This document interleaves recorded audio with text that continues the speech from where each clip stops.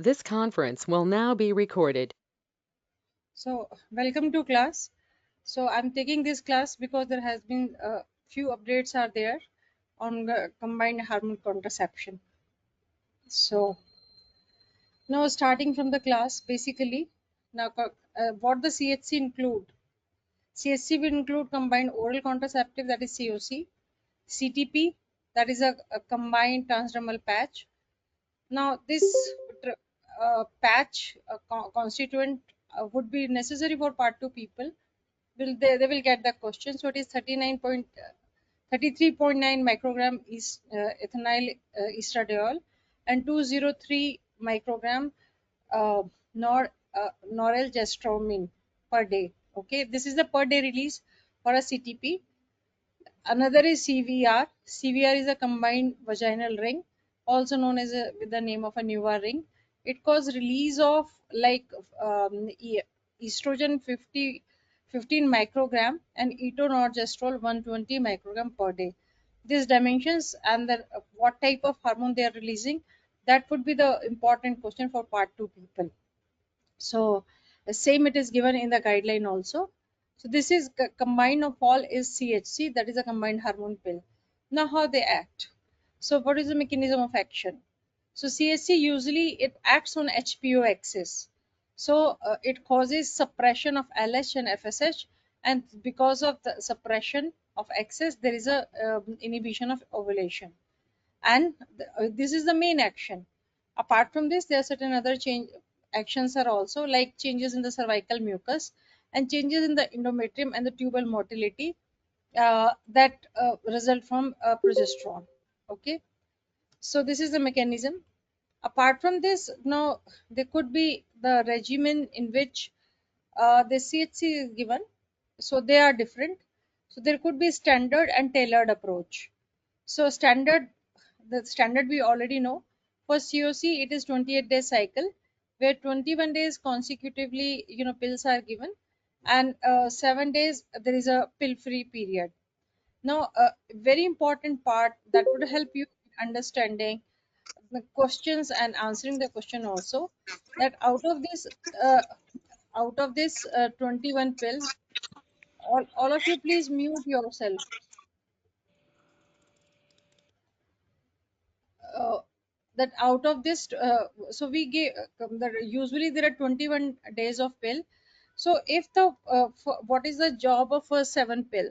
So first 7 pill cause inhibition of ovulation, and remaining 14 pill just maintain that. So taking first 7 pill is more important, because based on this your missed pill management will depend. So this mechanism is very important to understand. Okay, now another is CTP, that is a patch.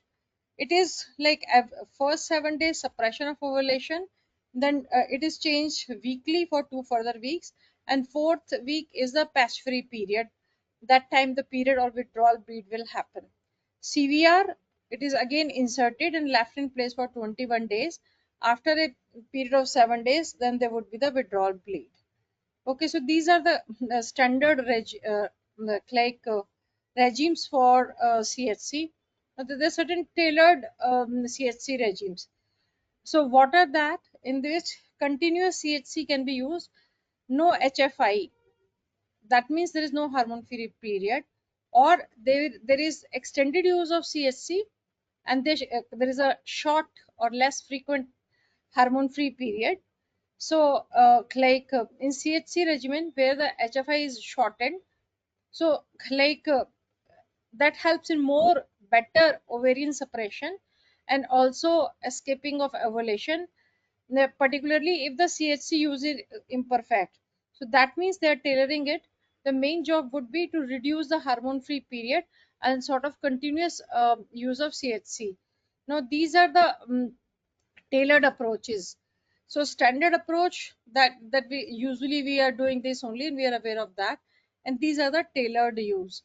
So in tailored use, like short hormone free period, so they are giving 21 days and hormone period is only 4 days. After that, extended use, that is 3 cycle together, so 9 weeks of pill, ring or patches, or 4 or for 7 days of pill free of a hormone free period.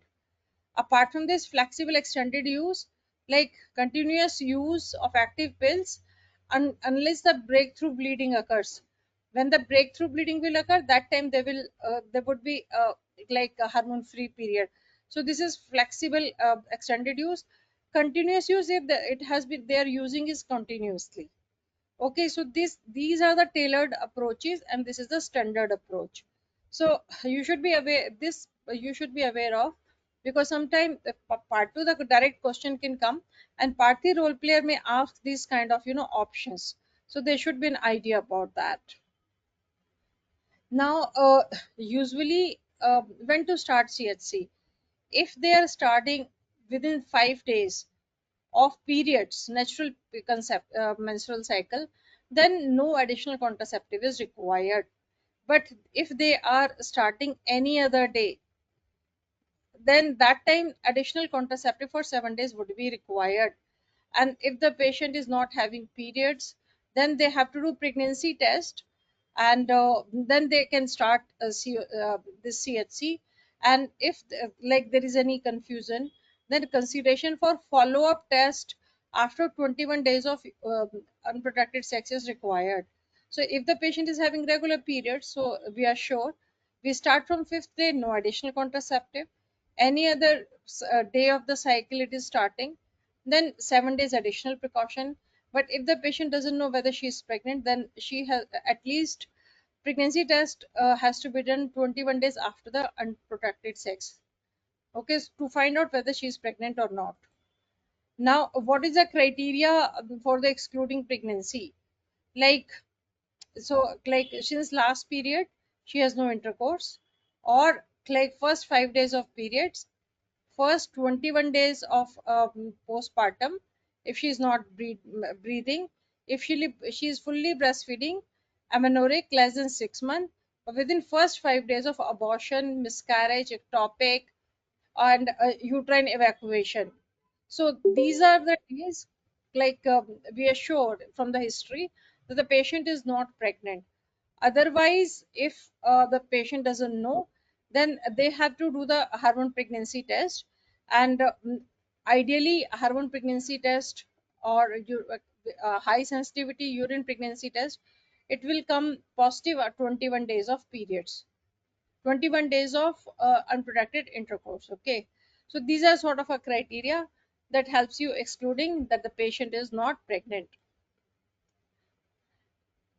Now, these are few things that is important, like starting CHC and requirement for additional contraceptive. So, if the same thing that I have already spoken, if the patient is having natural cycles, up to 5 days, no additional contraceptive is required. After abortion, miscarriage, ectopic pregnancy, gestational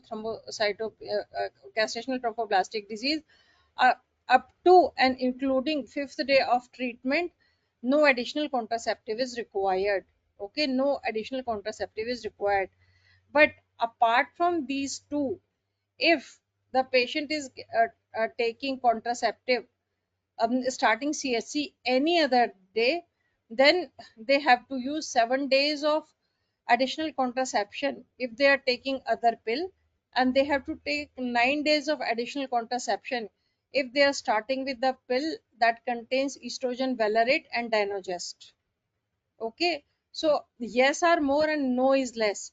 So I'm repeating it again. If the patient is just starting CHC up to and including fifth day, and if the patient is starting CHC up to and fifth day after abortion, miscarriage, ectopic, and GTD treatment, these are the times where the patient is not pregnant. So she can start without having any additional contraceptive. Apart from any other time, if she is starting contraceptive CHC, then 7 days additional precautions for all pill, but 9 days for estrogen, valerate, and dinogest containing pill. So this you may get, anywhere you can get this question, but in part two and part three also, role player can ask whether I need to use additional contraceptive or not. So you should have a knowledge to give this answer. Now, what the guidelines say, switch from other contraceptive to CHC. Now, patient was on any other contraceptive. Like these are the contraceptive patient on, and patient is switching.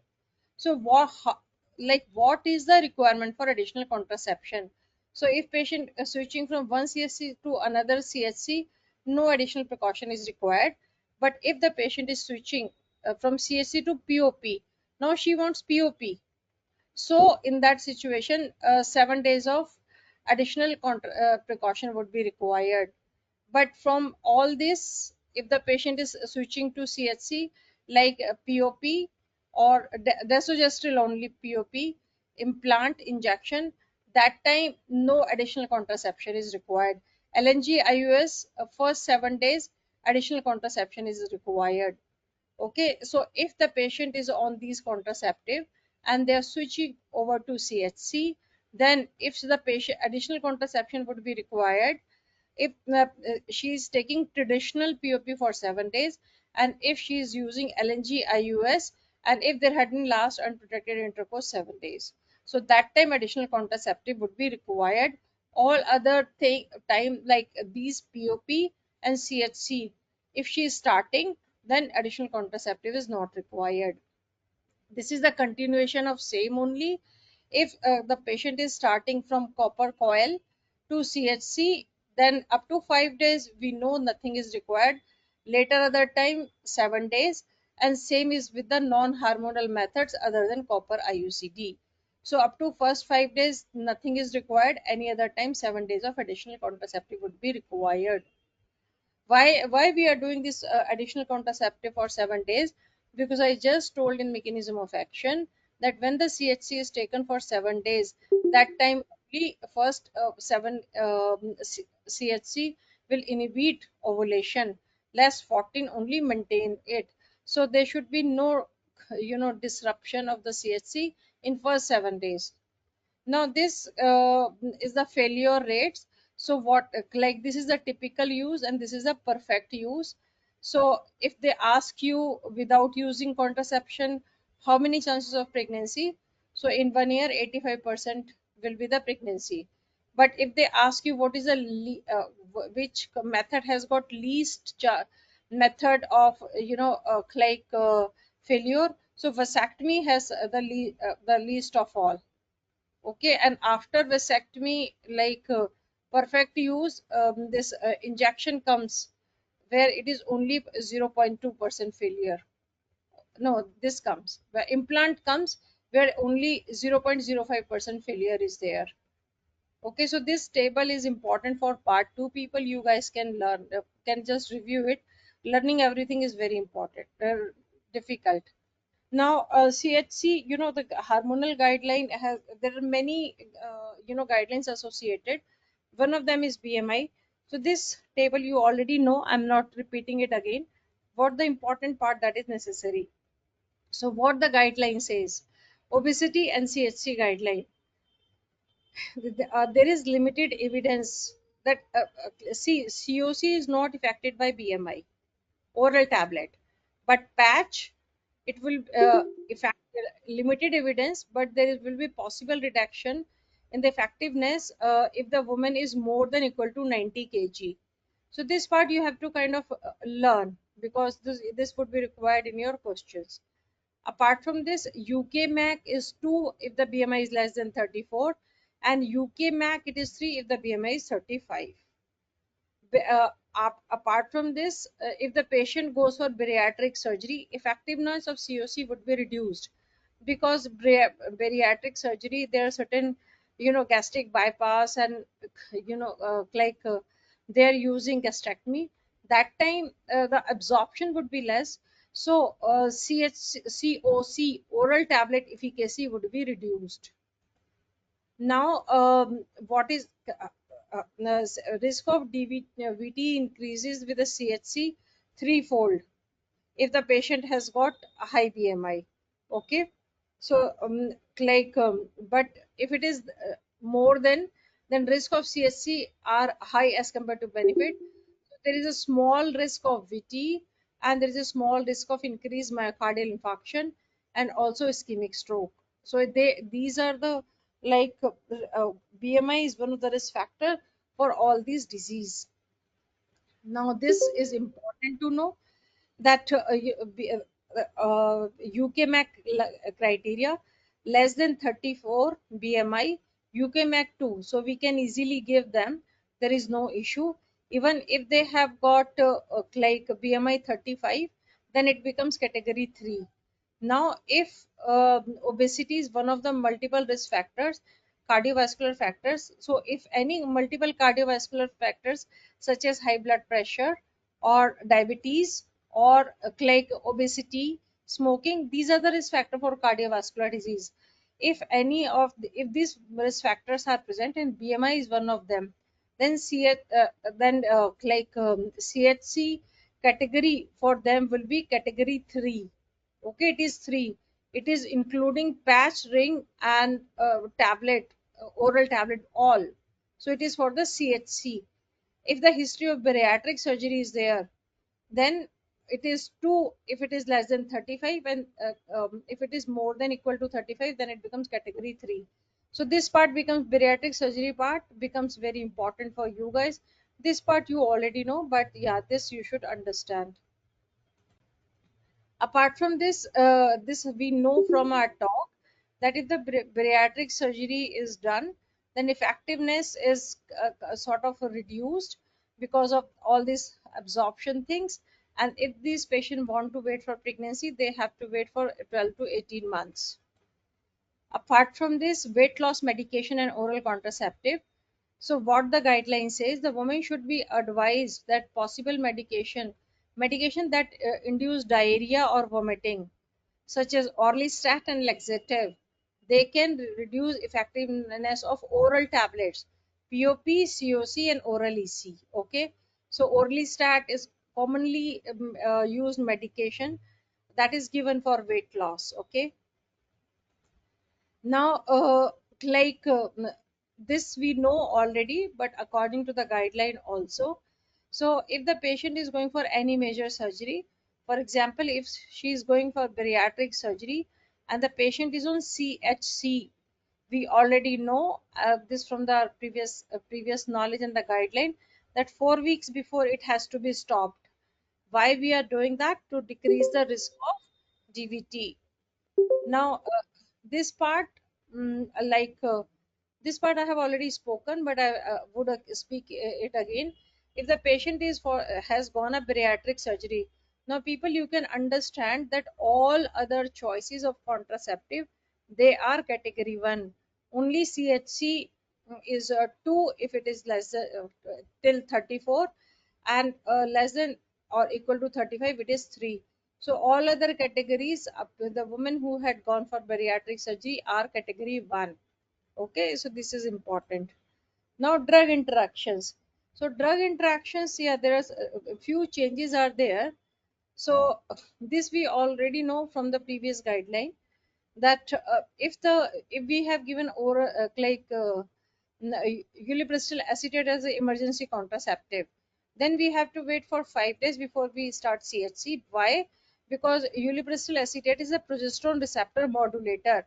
So we kind of it causes modulation of the progesterone receptors. Because of that, whenever we have to start any oral tablet that contains progesterone, so we have to wait at least 5 days. Okay, then excessive vomiting and diarrhea. So if the vomiting is more than 3 hours or severe diarrhea is sort of more than 24 hours, then that missed pill guideline has to be followed. Okay, so vomiting more than 3 and diarrhea more than 24 hours. Apart from this, like enzyme inducers, yes, enzyme inducers reduces the CHC uh, at the time when the patient is taking it, and even the effect persists even 28 days after that. And why that happens? So what should be the management plan if the patient wants to take COC, CHC, and also the patient on enzyme inducers? So like two pills can be given, ethinyl estradiol should be 50 microgram, and the pill like should even after the enzyme inducer is stopped, uh, further 28 days the pill should continue. So increase the dose, and further 28 days after stopping enzyme inducer the pill should continue. Apart from this, another choice, a tricycling can be done with a short HFI, that is 4 days only, or exceptionally estrogen can reduce to 70 microgram. But ideally it so much high estrogen should be avoided, because we know it is linked to the VT risk. But whenever the patient is on a COC, like enzyme inducing medication, two patches and two rings are not recommended. It is only for the pill that they are increasing estrogen, or they are tricycling, or they are decreasing a hormone free interval. This is from the guideline only. So use of enzyme inducing, except potent enzyme inducers, rifampicin and rifabutin, 2-ethinyl estradiol monophasic combined pill. So the total estrogen should be of 50 microgram, or they can be used in continuous regime tricycling, or hormone free interval will be of 4 days. Less they are doing. Two drinks and patches should not be used. And though estrogen is getting increased, but this will cause increased risk of thrombosis. Now, these are the examples of enzyme inducers.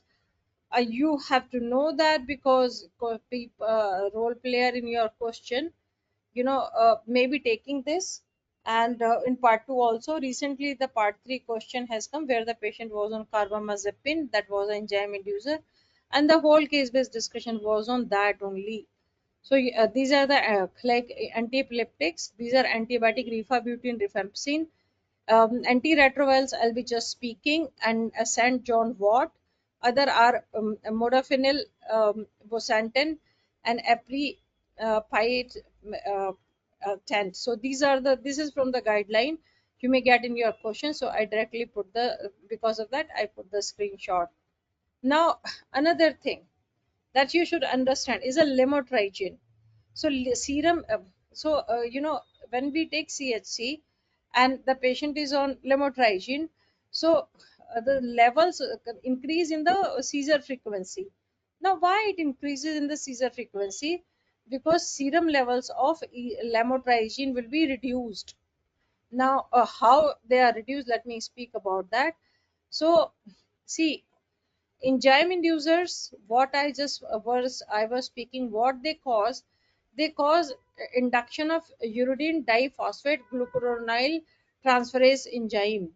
So because of that, metabolism of the drug is getting increased. Okay, but lamotrigine, it is not an enzyme inducer, but oral contraceptive. They associated with nearing 70% decrease in level of lamotrigine, and first 20% will decrease in first 3 days only. And why it happened? There would be upregulation of UGTA4 enzyme by estrogen, that cause increase lamotrigine glucuronidation. Because of that, the level will decrease. This is from the internet knowledge. So because you should know why the lamotrigine levels are decreased. This is a basic knowledge. Apart from this, it is a very commonly lamotrigine, and with this comes in part 2 and part 3.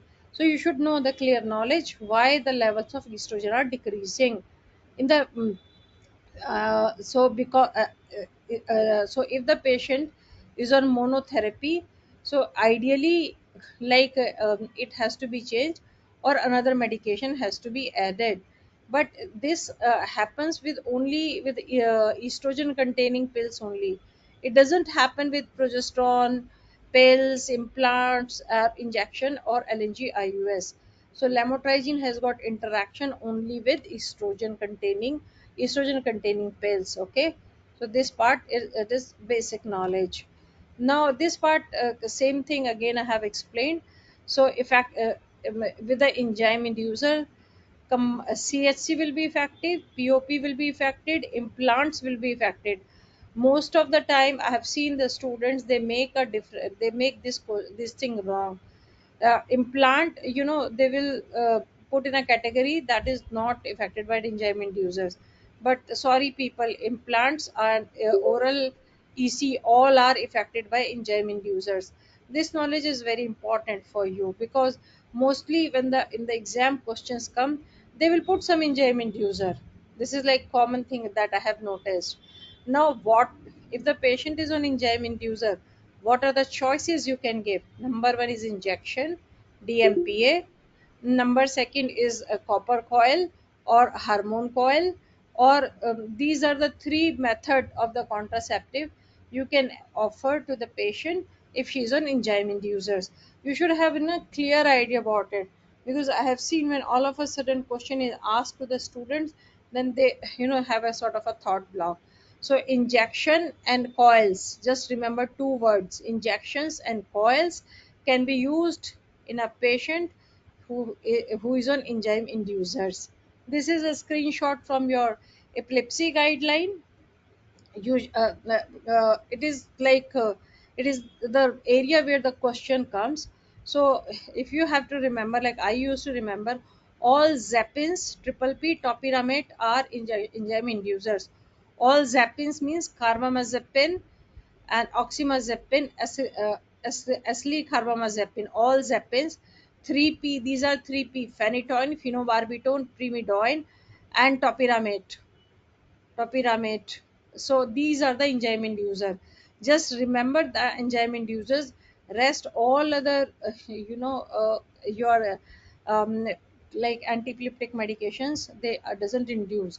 So this is a simple formula I made for myself. I put it here also, so that it remains in the head. Apart from this, this again the same thing I have already depicted. What can be used with enzyme inducers? That is the injection and coil.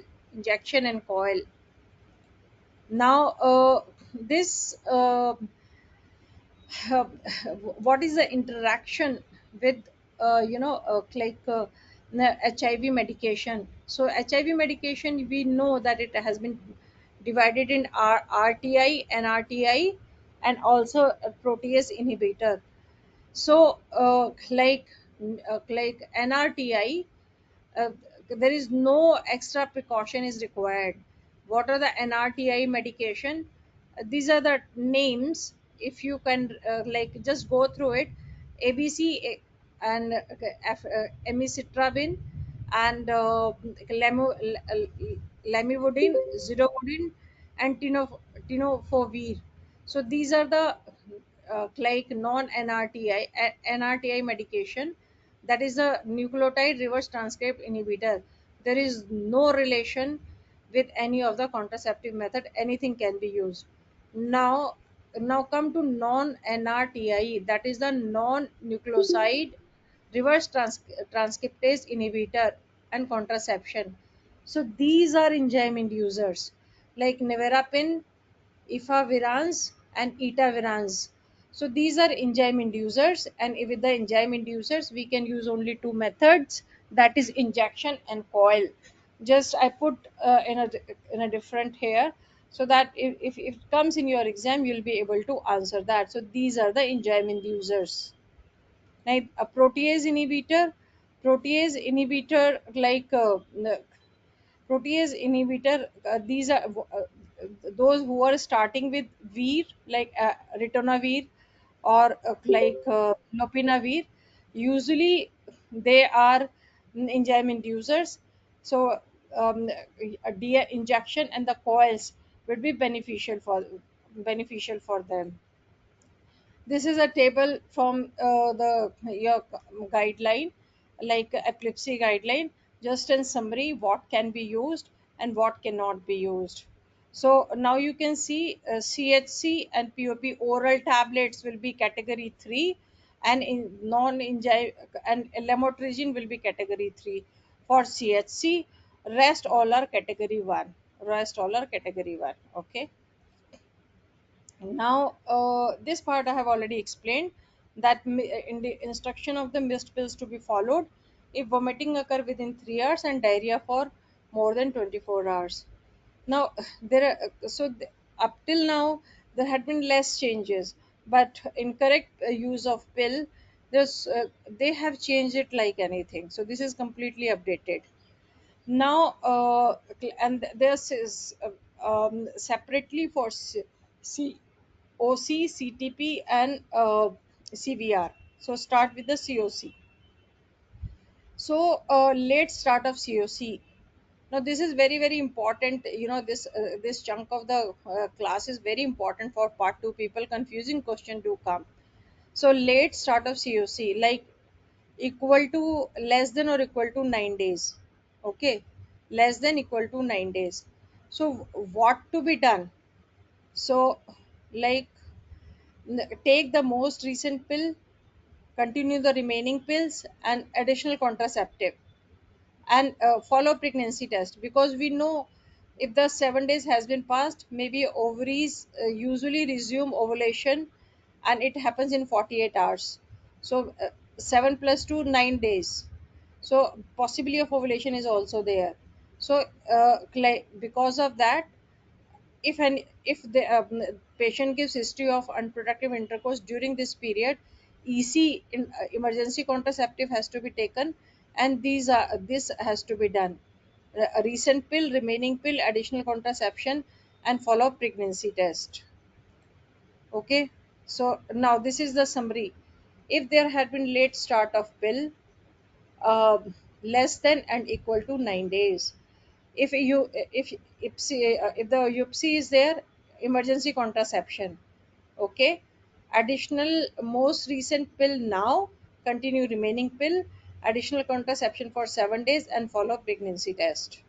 So if there is delay in start, but it is less than or equal to 9 days. So this is the summary. It was newly added in the guideline, it was previously not there. Now again here, now guideline for the one missed pill. And what is the definition of one missed pill? Now there is change here also, from 48 days less than 72. So if it happens in first 7 days, sorry, first week, after HFI, that in one only one pill is missed. Okay, only one pill is missed. So one pill miss, we know that there is no such a issues. So EC not required, and rest precautions are no, additional contraceptive is also not required, and a patient has to take missed pill and continue rest of the pill. This is almost same, but previously, as per my knowledge, we used to take 24-hour delay, but now missed pill definition they have put like that, from 48 hours to 70, less than 72 hours. So nothing is, basically nothing you have to do. So this is the summary. If the one pill is missed, 48 hours to less than 72, 48 hours to less than 72, but make it sure that previously the one pill, previously they have taken 7 days of pill nicely, then no EC, no additional contraception, take the pill and the continue same pill. Now this is the knowledge that we are using here. Previously when I started with the mechanism of action, I explained you that if the 7 days, first 7 pill cause inhibition of ovulation, next 14 pills maintains it. Now same principle they are following in the answering this, because if only like 48 hours or 72 hours delay in one pill, but previously the patient has taken nicely for a week, that time ovulation has been inhibited already. So because of that, no EC, no additional precaution, or pill has to be continuous as per the routine. Okay, now if more pills are missed and it has been more than 3 days, two or more pill missed more than 3 days, this part of the guideline has been completely changed previously. Now what is the summary? So if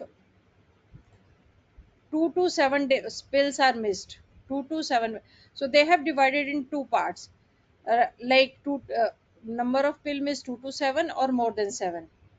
Okay, so I'll be answering accordingly. If the summary, if the 2 to 7 pills are missed and more than equal to 3 days, like 2 to 7 pills are missed and more than equal to 3 days, so what would be the management plan?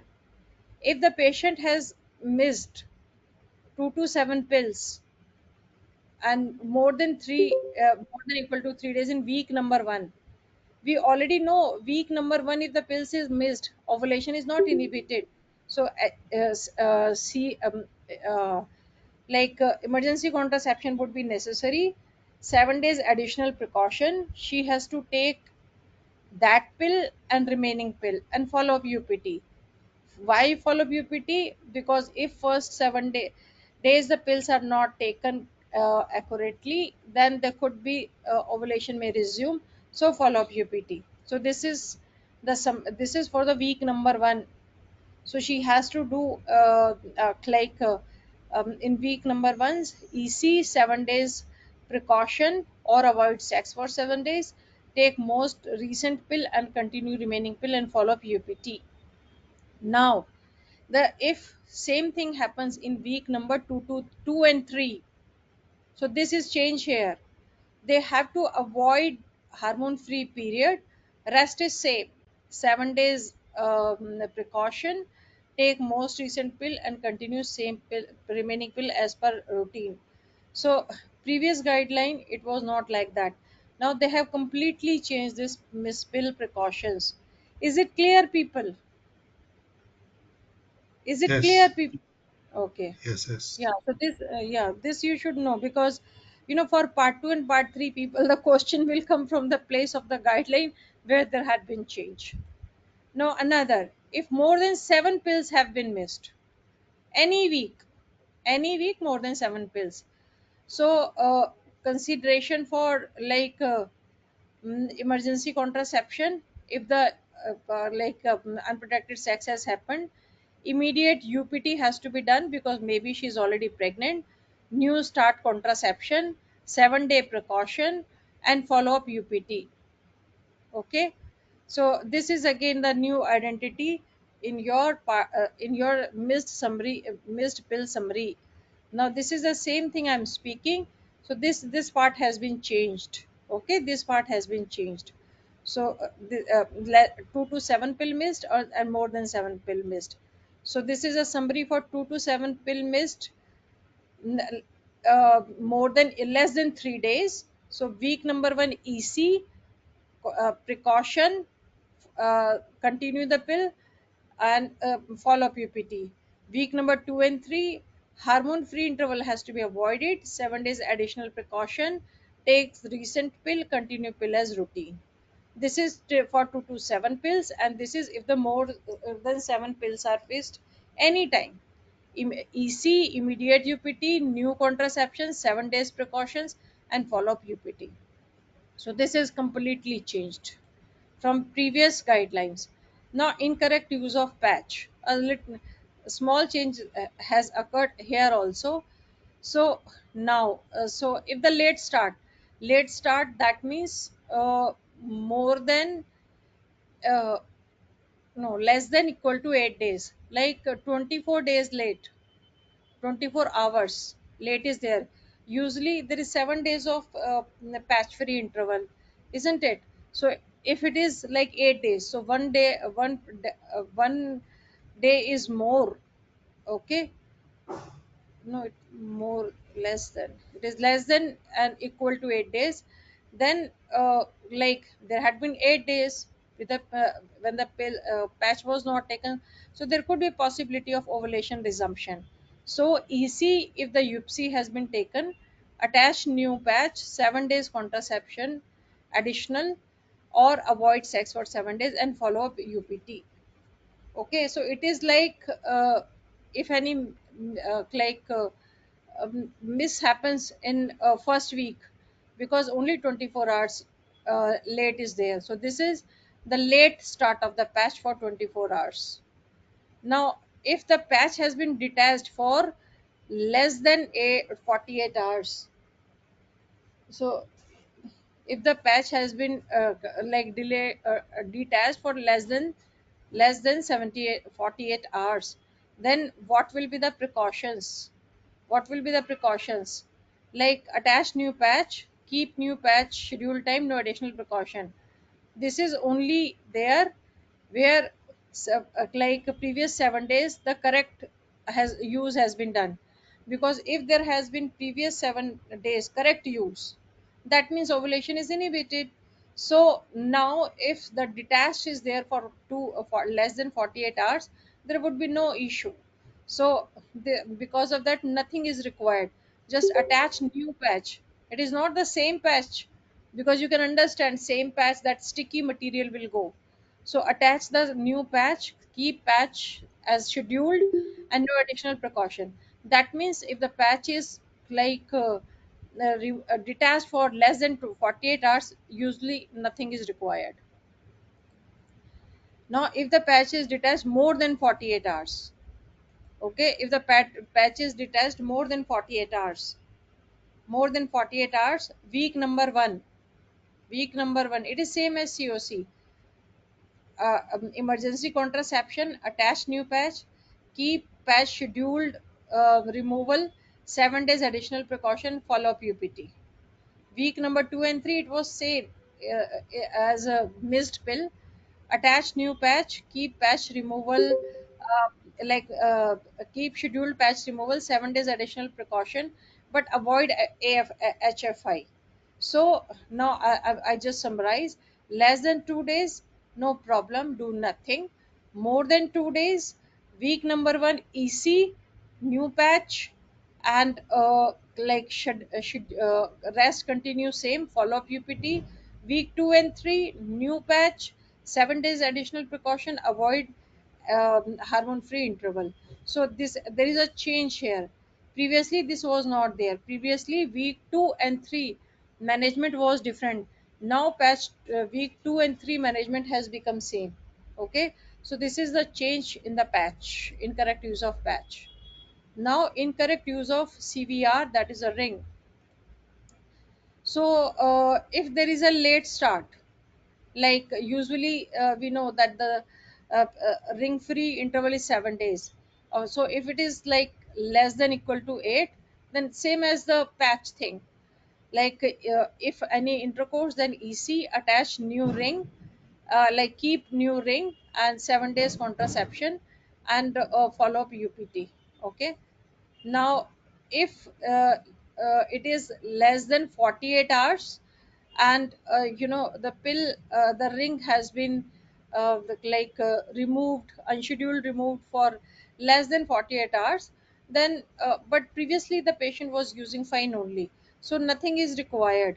Only insert new ring, and no additional precautions. Because less than 48 hours, if the ring has been removed but previously fine, so usually nothing happens. So this is same as patch. Again, if it is more than 48 hours, the ring has been removed, then this is again same as the patch. So more than 2 days, week number 1 EC is required, insert new ring, and schedule ring removal, and additional precaution for 7 days, and follow up UPT. Week number 2 and 3, everything is same.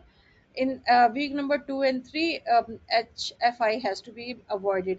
So this part has been changed as compared to previously. Okay, so this is the change in the new guideline of COC, CTP, and CVR. Now this is the extended use of ring. So if it is 28 days, like patient has kept 7 days more, then insert new ring at the end of hormone free period. Nothing is required because the patient was not without hormone, so we will do nothing. But if it is extended use, more than 28 days but less than 5 days, 5 weeks, so in that situation hormone free period will not come. Hormone free period will not come. New ring, and omit additional precaution for 7 days. More than 5 weeks, if the patient has got kept the ring, that means she might have resumed ovulation. So EC, immediate UPT, omit HFI during 7 days precaution and follow up UPT. Okay, so this is the summary. So these are the changes that these are the certain changes that has occurred in the like ring patch and paste ring patch and pill incorrect use. And is it clear, people, or any one of you have got any question?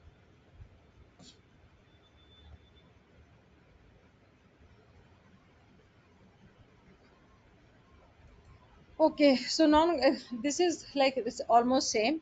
So non-contraceptive benefits, we already know it helps in HMV, PMS, decrease endometriosis, help in reducing recurrence of endometriosis, helps in PCOS, and also risk of endometrial and ovarian cancer increase.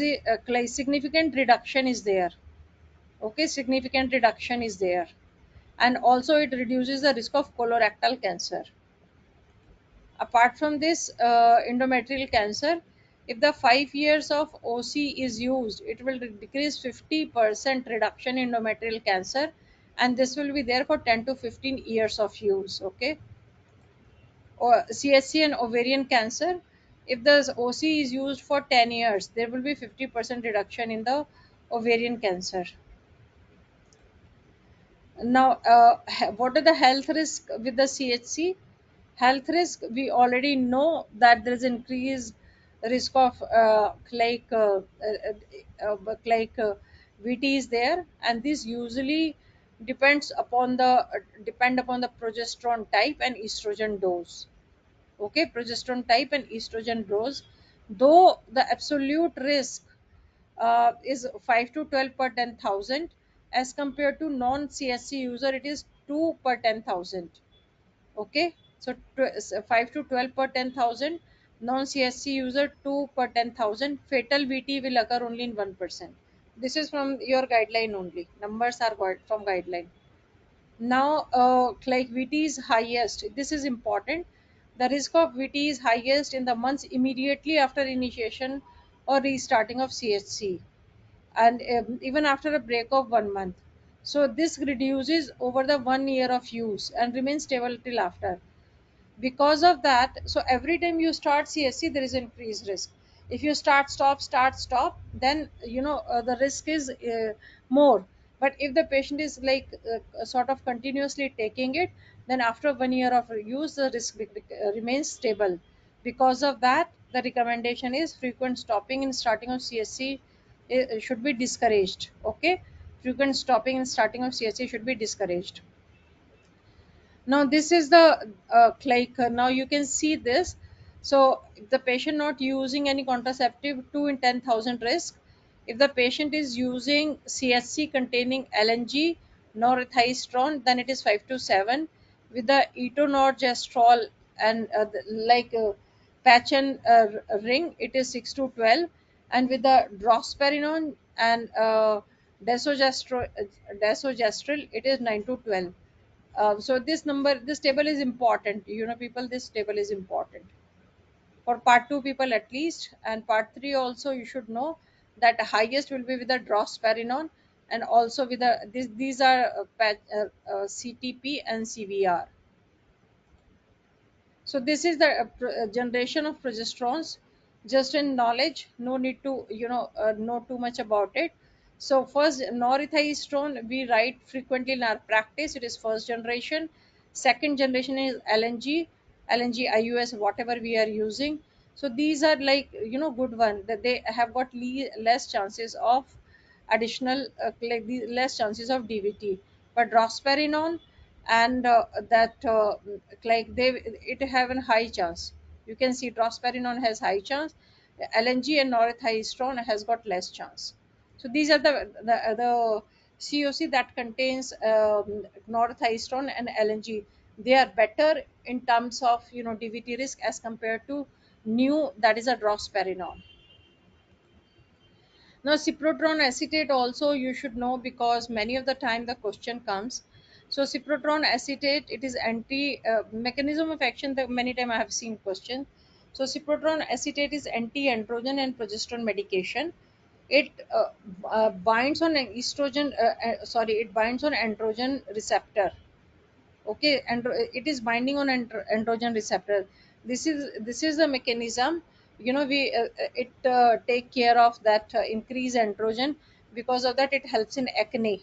Okay, because of that, it increase in help in acne. Apart from this, it has got extra progesterone agonist action at the level of pituitary, so central action is there. It reduces LH. Because of that, decrease androgen production and serum testosterone level. So this is the mechanism of action, that is an anti-androgen and progesterone. So because of these different actions, cyproterone acetate we are using, and that in the PCOS patient, they when they are worried with the acne, you should know mechanism of action. And usually the dose in COC is 2 milligrams. Cyproterone acetate is 2 milligrams only. Now, like there is a risk of arterial thromboembolic risk, ischemic stroke, and MI with it, and but they're extremely uncommon. Okay, so there should be risk assessment if the patient having additional risk factor. Ideally, it has to be strongly cautioned or avoided. Breast cancer, like current use of CHC associated with small increased risk of breast cancer that reduces after stopping CHC. Okay, cervical cancer, if the CHC is more than 5 years, there is a small increased risk of cervical cancer. This risk reduces after stopping CHC and no longer increase by 10 year after stopping it. This you should know. This is the question many of the times used in exam. Now, problematic bleeding with CHC. This is another identity where so many questions are coming. So when the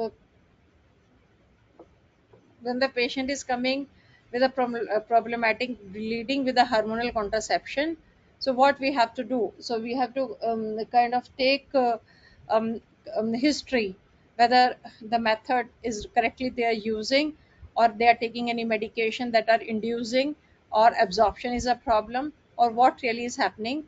Any other symptom is there, like dyspareunia, discharge, postcoital bleeding, possibly STD, cervical screen history have to check, and consider checking pregnancy test also.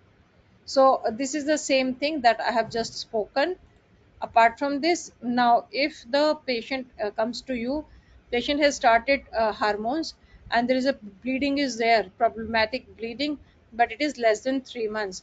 So assess patient concern, correct method of use of correct method, ask other symptom, exclude STD, take cervical screen history, and need to do urine pregnancy test. So if STD, pregnancy, cervical pathology has been excluded, the patient can be reassured. So this is for like if the patient comes with a problematic bleeding and it is less than 3 months. Now another issue, if the patient is coming with a problematic bleeding and it is more than 3 months, the what to be done then? What to be done then? You will arrange if if you will arrange for per vaginal per speculum examination. Now if vaginal speculum examination is fine, then patient to be reassured or the medical management according to the situation. And if the PS and PV, they're finding something abnormal, consideration for USG scan, biopsy, hysteroscopy depend on age and likelihood of pathology. So this is very important because you will find question directly from here. Now this part I have already spoken. If the patient with problematic bleeding more than 3 months, age is more than 45, no less than 45, then endometrial biopsy. And if the patient is less than 45 but the risk factor for endometrial cancer, that time endometrial biopsy is must. If there is a possibility of problematic bleeding, uncertain, like possibility of any polyp or fibroid or ovarian cyst or whatever, then TVS scan has to be done. Okay, less than 45 endometrial risk factors, more than 45 problematic bleeding, endometrial biopsy is required. Now what can be done? What can be done if the patient is facing this bleeding problem? So if the patient is taking lowest dose of estrogen, that can be increased to the 35 microgram. Okay, so it is generally recommended COC, not recommended to change COC in first within first 3 months of use, because these bleeding disturbances with changes with time. But what can be done, if the patient is taking lowest dose is pill, then it can be increased to 35 microgram for better cycle control. Okay, apart from this, like, what should be the assessment, what should be the assessment when the CHC is getting start? Medical condition, family history, so lifestyle history, medication she is taking. There should be blood pressure management and it should be documented. BMI management, it should be documented. PV examination not required. Breast examination, cervical screen test for thrombophilia, hyperlipidemia, diabetes, liver function tests are not required. So mainly what examination is required is blood pressure and BMI only, and the history. Okay, so this part I have already spoken, that COC that contain less estrogen, that is less than 30, and LNG or norethiostrone, that is the or second generation progesterone, has got lowest DVT risk or minimum cardiovascular risk. So COC that contains less than 30 or equal to 30 estrogen, ethinyl estradiol, LNG or norethiostrone as progesterone is the better pill. Now, a patient to be given warning sign, like what happens, she has to come back, any calf pain, chest symptoms, then so that means DVT is going on, any breast lump, migraine, that means some issues, unscheduled bleeding, that time the patient has to come. And these are the new conditions, if diagnosed, the patient has to see a like a physician. Like what the guideline recommends, 12 months supply of CHC can be given to the patient. Patient would require to be reviewed on the at least yearly basis. Every like when they are come for follow up, then a BMI, blood pressure, and medical eligibility and drug history has to be noted. Now, if the patient is on high altitude, more than 4,500, more than 1 week, then as this would be at the higher altitude, increased risk of erythropoiesis or increased risk of thrombosis. Usually, alternate method to be given to the patient. This I have already spoken. If any surgery or period of immobilization, ideally 4 weeks before the CHC has to be stopped. Now, what are the recommendation for stopping? Ideally, CHC can be stopped until 50 years of age.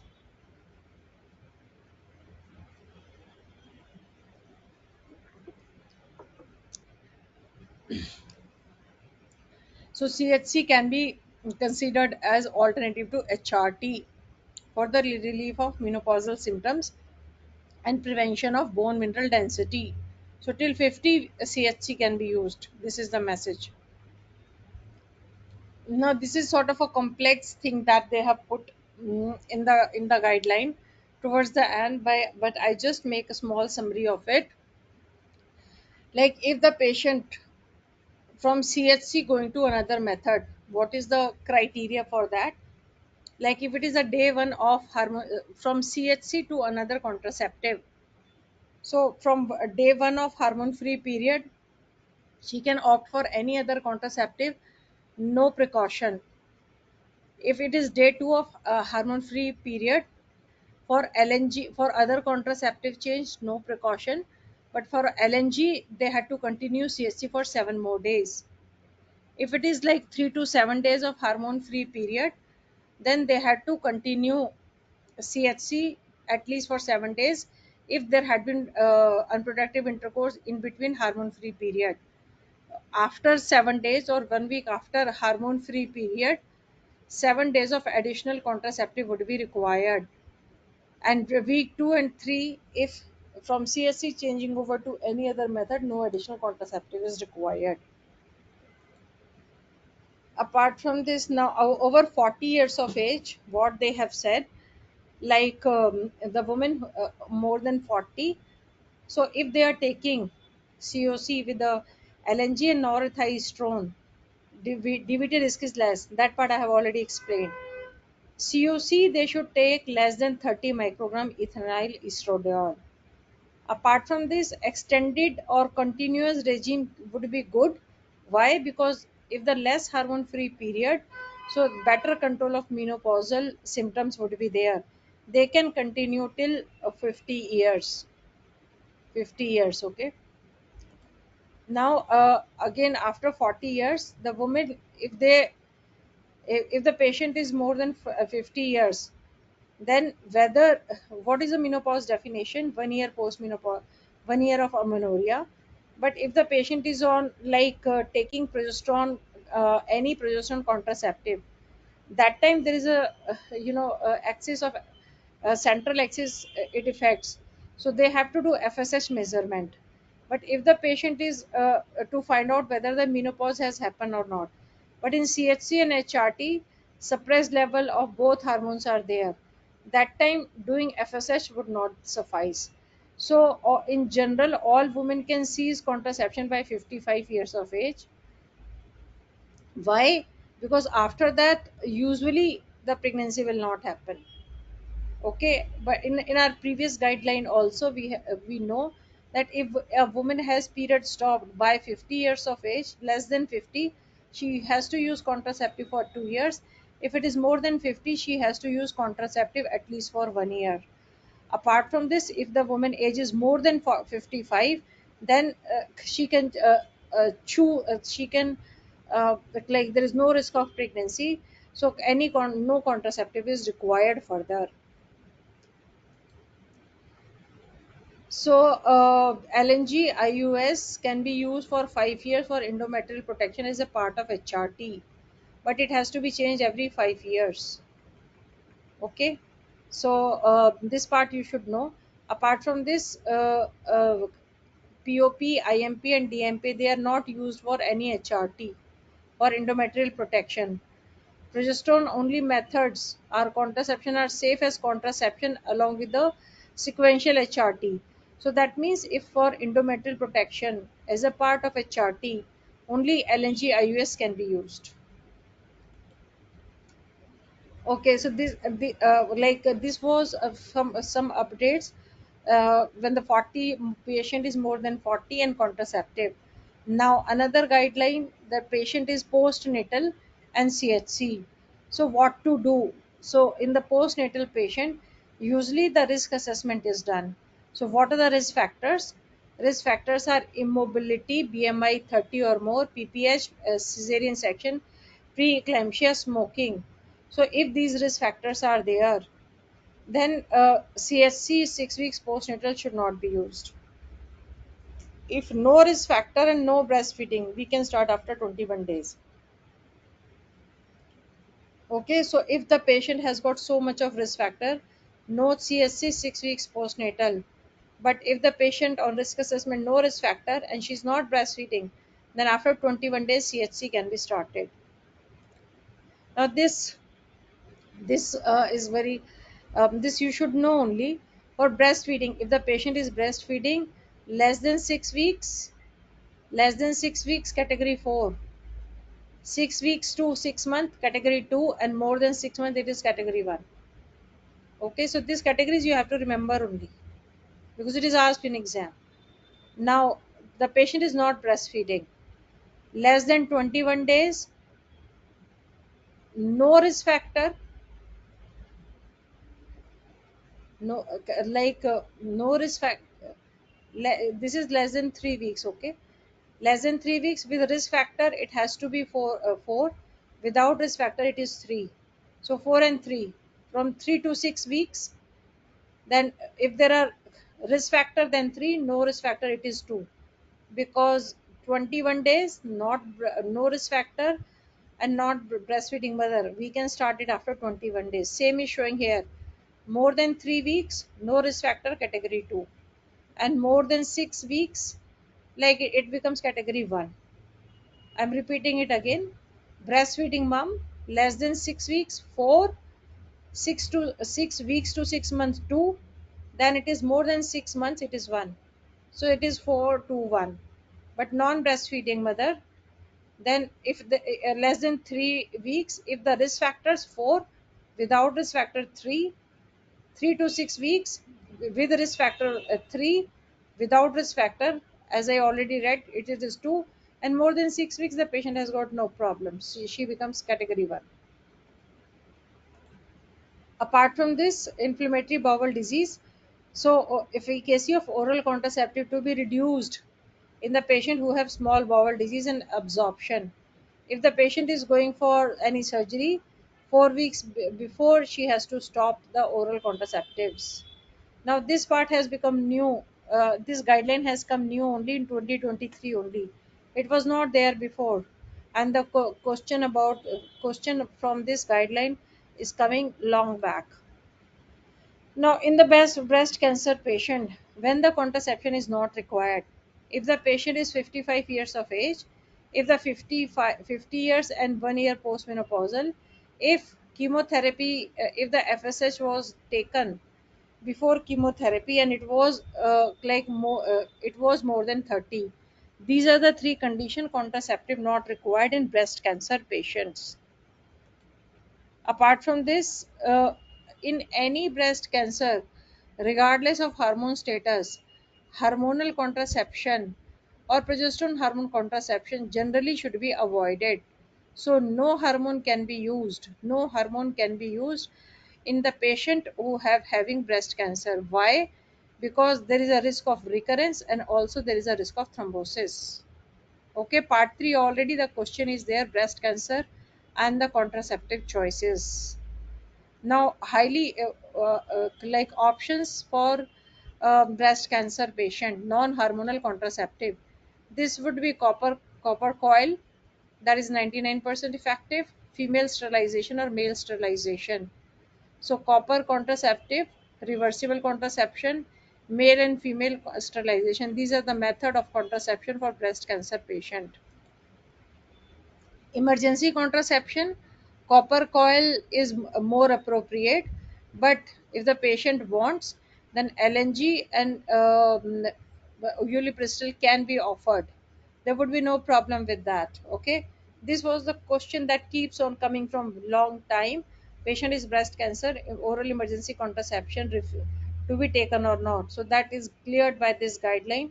So best is copper, but oral can also be given, no problem. Now, for the cardiac disease, what they are saying, CHC should not be used because CHC will cause fluid retention and blood pressure elevation. So there is an increased risk of DVT. Okay, this is the summary for category 3. You have to kind of learn this only. And this is the summary for category 4. Okay, so like what should I, it is the same, just I put in a table so that the memory become easy. So that's all I had to say about CHC. So I have kind of made all important points from all CHC, from all FSH RH guideline. Any question? Otherwise I can ask you questions now. No question. Okay, so now the part 2 people who are sitting, those who can answer the question.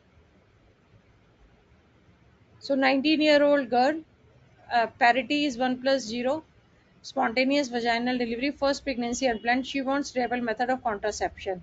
She is planning further pregnancy after 12 to 18 month time. She has a regular male partner for 2 years.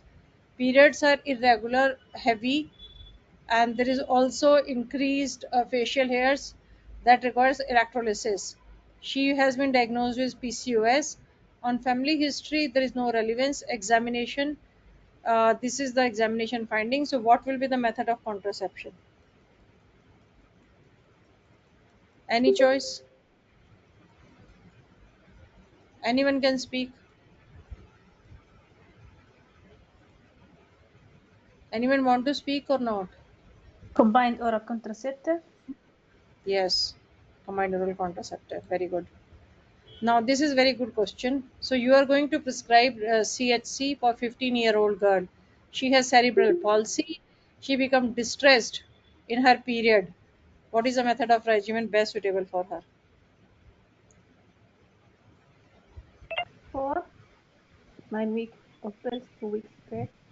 Yes, very nice. No, no. Why 9 weeks? Continuous until the bleeding is there. This is a tailored regimen. Okay, because the patient with cerebral palsy, she can't keep 9 weeks and 2 weeks. So good idea, she continuously use. When the bleeding starts, then take 1 week break. Okay, this is the question from strategy. Okay, 26-year-old woman come to your clinic. She mentions her aunt has DVT on and she's on warfarin. She is worried that if she take hormonal contraceptive, she will have DVT. What is the following advice about the DVT is incorrect? Combined pill third generation associated with DVT as compared to second generation.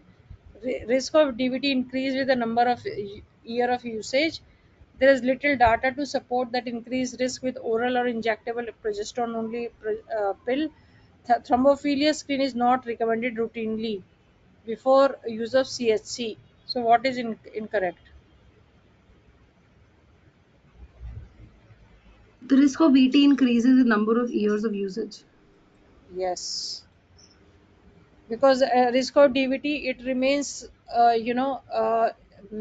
it remains It is high in the same first year. first year. After that, it becomes stabilized. Okay, so patient has given recently birth to boy, male partner. She has a regular partner and not planning pregnancy in the future. Now she's 4 days postpartum. She wants reliable contraceptive. She's bottle feeding her son and want to start contraceptive. Family history of VT in first degree relative has protein as deficiency.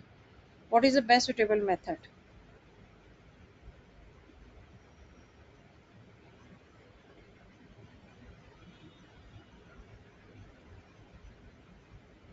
Any choice?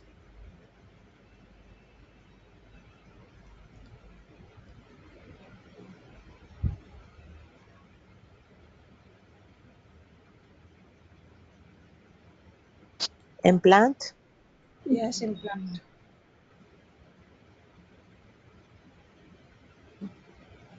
Why it is not copper, people? Though copper is second. She's 4-day. Yes, she is 4 day. If I remove this 4 day hair, then answer will become copper IUCD. Very nice. This was the catch. So 25-year-old woman having heavy regular periods, and she prefers regular periods, not like period of amenorrhea. What is suitable contraceptive?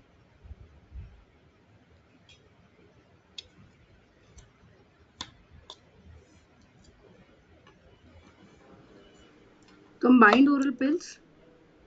Yes.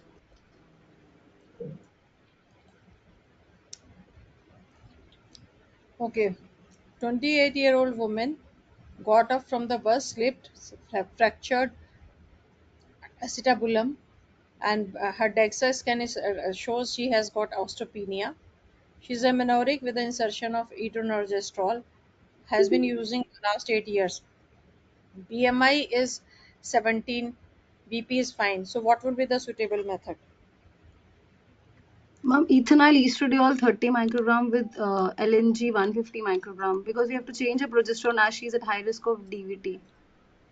So we have to change her to second generation. Yes, correct.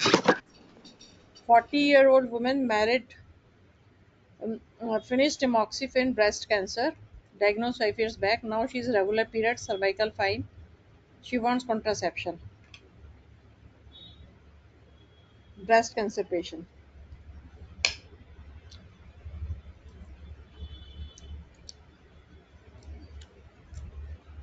Cover IUD. Yes, copper IUD. 37 years, divorced woman, a heavy regular period, stopped COC 2 years back. Use of condom is unacceptable. BMI 29 and 135/85 blood pressure.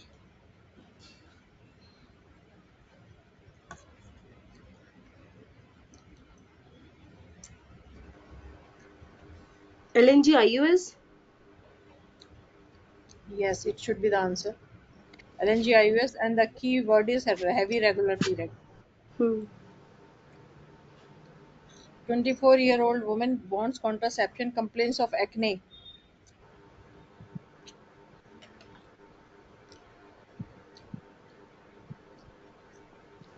She has got facial. Cipitoron acetyl. Okay, I wrote the answer only.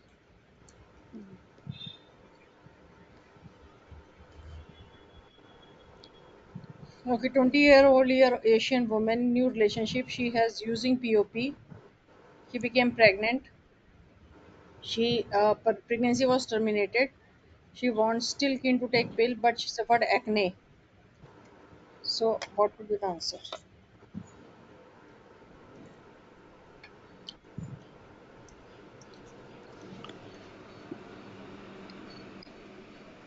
Yasmin? G? Yes, yes, Yasmin drospirenone containing Transparent. COC. Okay, so 20-year-old woman, she missed uh, two consecutive pill in second packet, second day, second week. She has been taking all her day 1 to 7. She has intercourse with her boyfriend in day 8. So what is the answer?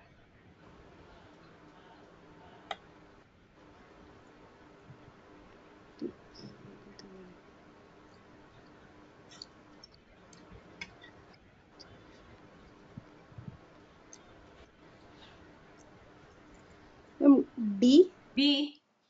D. Very nice. B. B is the answer. So this is according to the new guide. Question is according to the new guideline. The patient is on week 2, day 8. Avoid this HFI. 7 days additional precaution, and takes pills as same. So this is same. This is from the new guideline. I put the question. Okay, 47-year-old woman combined oral contraceptive 3 year ago, and she started irregular bleeding. She is known to have PCOS. She is non-smoker, up to date with the smear.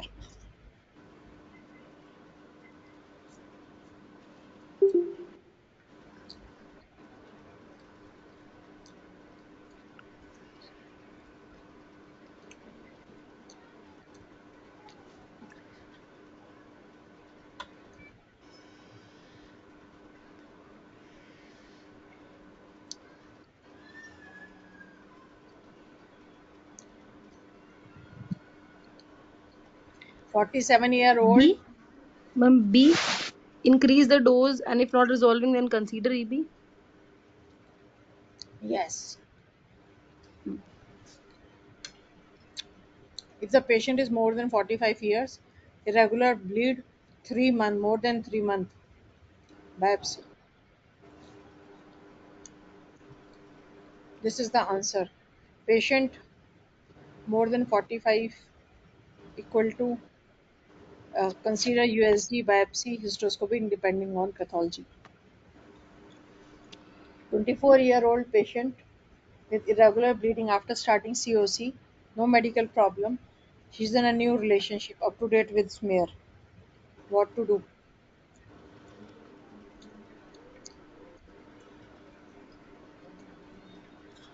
Ma'am, C? Take a C. full sexual history and investigate for STIs if appropriate. Yes, very nice. So young patient, new boyfriend, STD is more common. Less than 3 months, STD, pregnancy, cervical pathology. Okay. Now, blood pressure is when well controlled. What is the UKMA criteria category? One. Well control is one. Well control is 3. 3. Sure. Okay. Four COCs. I think there had been change here. Adequately controlled hypertension is 3 now. 4 COCs. So 26-year-old woman thought of contraceptive. After considering all her options, decided to start on COC. You advise her the best method. You give some directions, but which is the incorrect statement? Tell me the incorrect statement.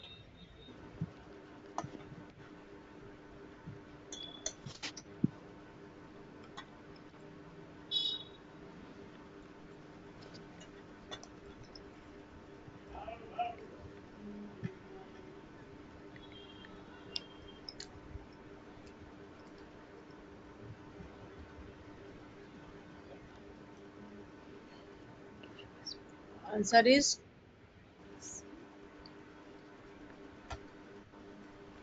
C. If M is 1 billion. Stop the potato.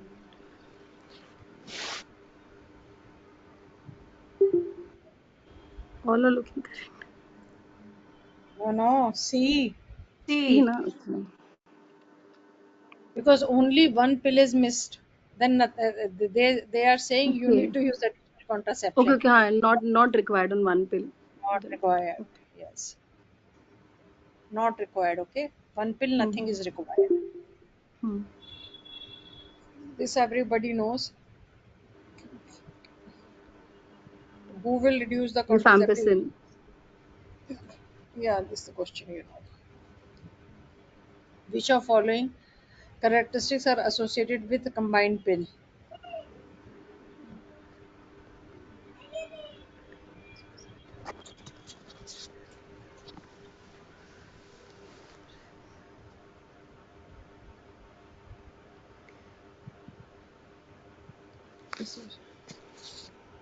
It decreases the risk of ovarian and endometrial. Yes, just I spoke that it decreases the risk of ovarian, endometrial, and colorectal cancer.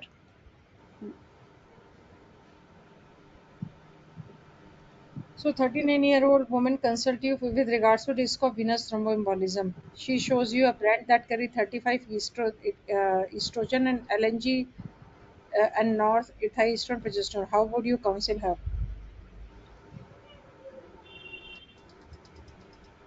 C. Her current pill has the lowest risk of blood clotting. Yes. So, first generation and second generation has got better risk and lower risk of clotting. So, a 28-year woman consults you for COC. Her mother died of breast cancer 55 years. She has painful period. What you will say?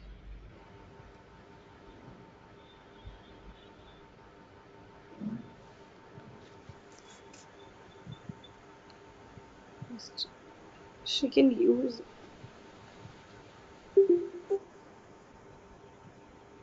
She can use it for only one. Yes, she has no risk. Will No decrease risk. her pain because family history doesn't create any trouble. Counting. 18-year-old woman asks for contraception. She has acne and heavy bleeding. How you will help her to choose? D. She can use a product with cyproterone acetate. Yes, very nice. Now, 47-year-old woman come for contraception counseling. She was under impression that CSC is contraindicated at her age. How would you counsel?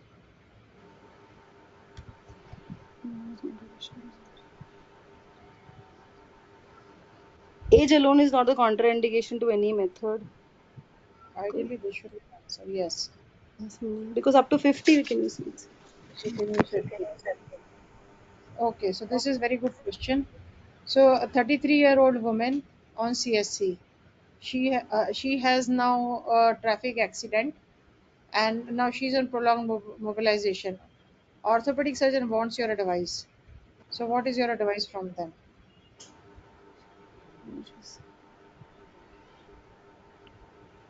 She should change it to POPs. Why? She's at risk, ma'am. Immobilization she'll have na after this thing, prolonged immobilization. So it is a category two. It becomes prolonged Okay, immobilization with force. So but answer is like that is also correct, but the answer is E. Now, okay. if the patient has got major surgery and prolonged Mhm. mobilization, it becomes category 4. So Okay, she so we will have be to answer the more precise one. yes. Hmm. Maybe the choices they have put, but and they have got like this in their mind.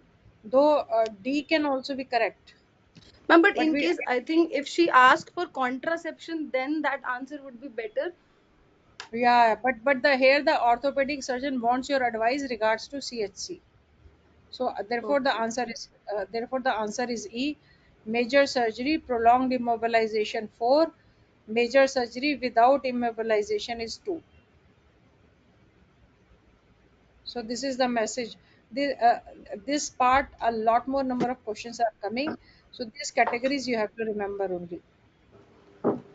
Okay. 28-year CHC, she has developed migraine without aura. She has thus far been happy her current method of contraception. What is the advice?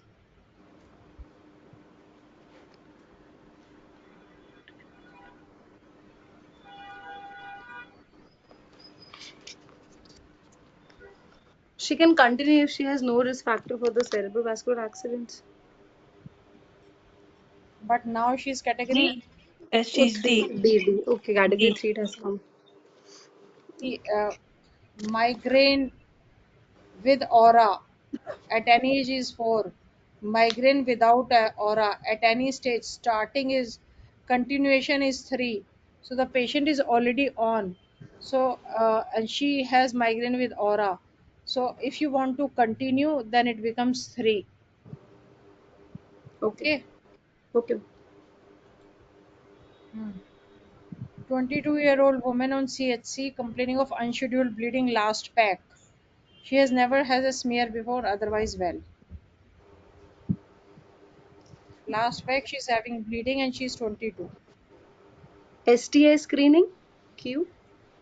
Yes, STS screen.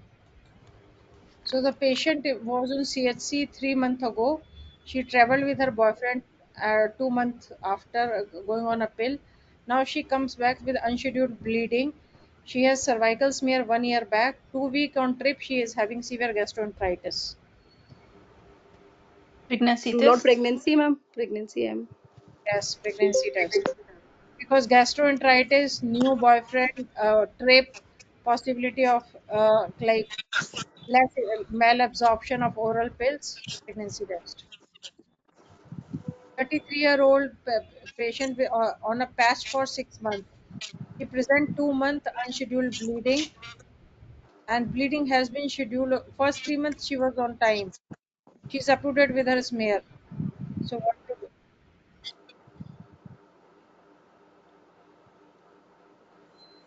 Unscheduled bleeding after 3 months.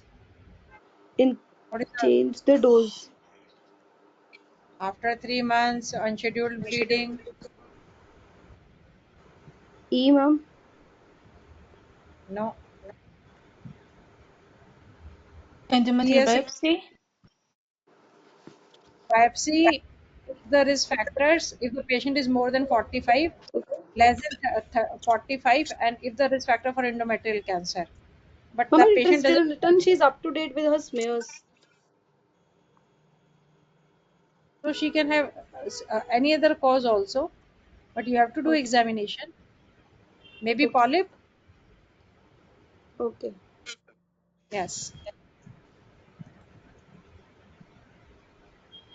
18-year-old girl request contraception, sexually active 2 years, new relationship last 3 months. What is the most appropriate action?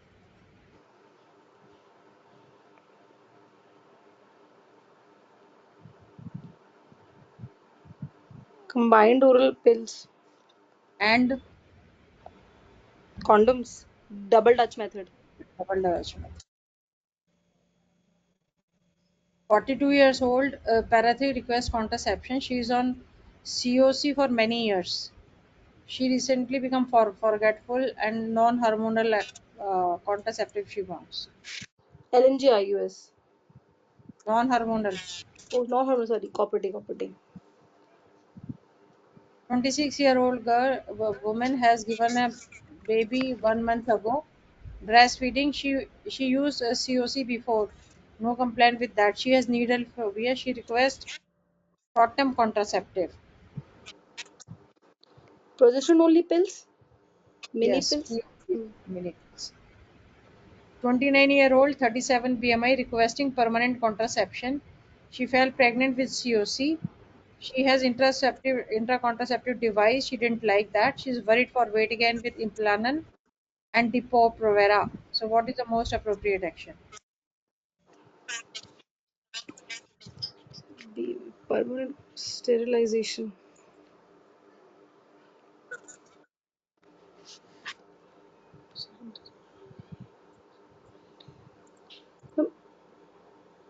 LNGIUS. She had intrauterine device. She doesn't want that. Some tubal clip application. The vasectomy. That is not there in the option. So, vasectomy is the answer. Ma'am, it is there. F. Tubal clip application. Yeah, it was there only. Yeah. BMI 37. High risk for Okay. surgery. Okay. So they are asking most appropriate. So at 37 BMI, tubal sterilization and vasectomy is better. Okay. 35-year-old woman, BMI 35, suffers from painful period, completed her family. She is smoker. What is appropriate action?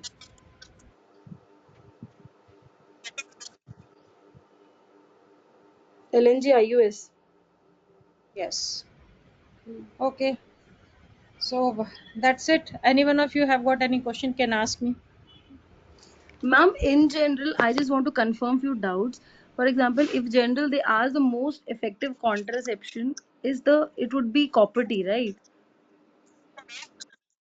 Why? They will give you a scenario, and Okay. according to that scenario, you have to assess what is most effective contraceptive. It cannot be universal answer. Okay. Ma'am, one more doubt and regarding implants. So, Hmm. implants and regarding this, for example, in cardiac patients, if they ask cardiac patients, so it would be copper T, na, in cardiac patient. See, again, copper T can be used and implant. Both could be the choices. But the copper T insertion in the cardiac patient is usually in the hospital, because when they when they catch hold of cervix, that time many of the times there could be vasovagal. Okay. So we have to see the entire answer and then we have to mark whether to go for the copper T or Yes, whether to go for the implant. yes, you have to see whole question. There would be some clue behind. You have to catch that clue and then you can answer. Okay. Okay, Thank you. all the best, people. Your exams are coming, and there had been update about CHC. Because of that, I took this class. Thanks, Thank people. All you. the best. Thank you.